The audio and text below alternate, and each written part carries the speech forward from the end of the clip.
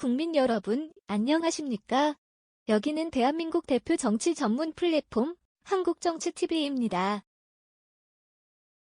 이재명 더불어민주당 대표와 이낙연 전 대표가 7월 28일 서울 종로구의 한 식당에서 만나 저녁 식사를 함께 했습니다. 이 자리에서 두 사람은 대한민국의 불행을 막기 위해 민주당이 총선에서 승리해야 한다는 취지의 말을 한 것으로 알려졌습니다. 이날 이재명 대표는 총선 승리를 위해서 당이 분열되지 않아야 한다면서 단합을 강조했습니다. 이낙연 전 대표는 민주당의 혁신은 도덕성을 회복하는 데서 시작해야 한다고 했습니다. 두 사람은 1시간 40분 정도 막걸리를 곁들여 반주 삼아 저녁을 먹었습니다.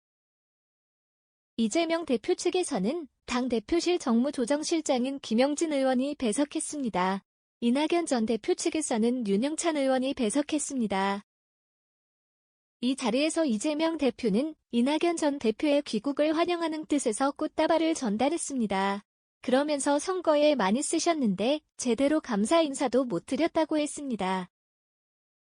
이낙연 전 대표는 그동안 당을 이끄시느라 수고가 많으셨다고 했습니다.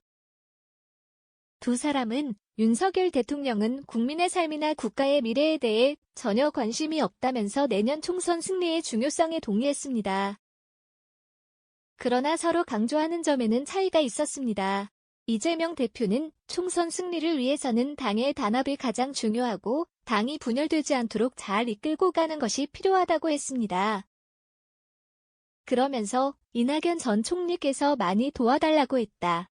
내년 총선을 앞두고 친명, 비명 기간 개파 갈등이 커지는 것에 대한 우려를 전달한 것이라고 할 수 있습니다.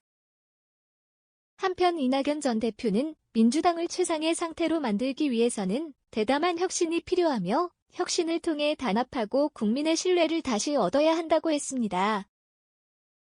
그리고 민주당의 혁신은 도덕성과 민주주의를 회복하는 데서 시작해야 한다면서 지금 민주당은 위기의식을 가져야 하고 당내 분열의 언어를 즉시 중단시켜야 한다고 했습니다. 이것은 친명계와 이재명 대표의 강성 지지자인 이른바 개딸들이 비명계 의원들을 수박이라면서 비난하는 행태를 겨냥한 것으로 보입니다.